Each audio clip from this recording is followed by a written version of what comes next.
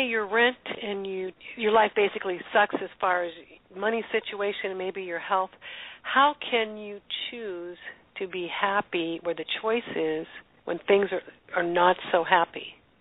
I know that you go into this big thing about what you are not, and it's important to know what you are not. Is that what when that comes in?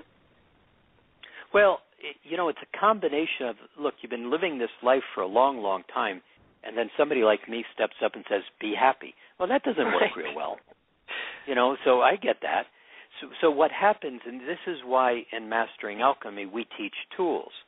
See, so let me give you a very simple example. If I said to a person or to you, do you know what certainty is? The general response is, oh, sure, I know what that is. That's an intellectual response. But if I said to you, close your eyes and sit down and take a breath and kind of breathe yourself into your body and be right here, right now, and then I said, have you ever felt certain?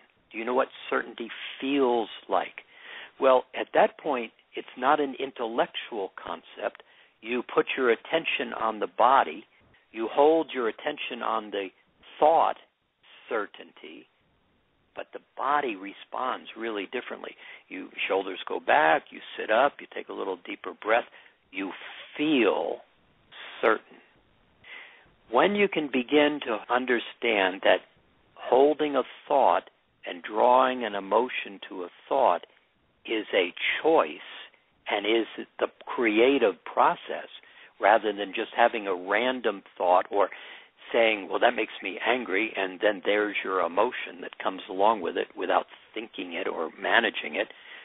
Once you begin to recognize that a thought like certain, you can draw a feeling, capable, gracious, kind.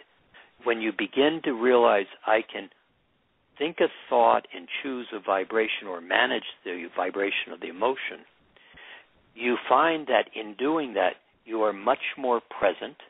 You are less engaged with the noise. You're not in the past and the future. You just simply brought yourself right into a very focused, present space.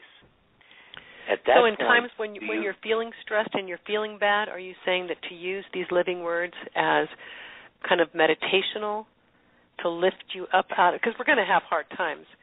So is that what you're suggesting? Yes. And then autopilot will start kicking in because you are focusing on... More or less. So it's like a rheostat on the wall. Do you want a lot of light or do you want a little light?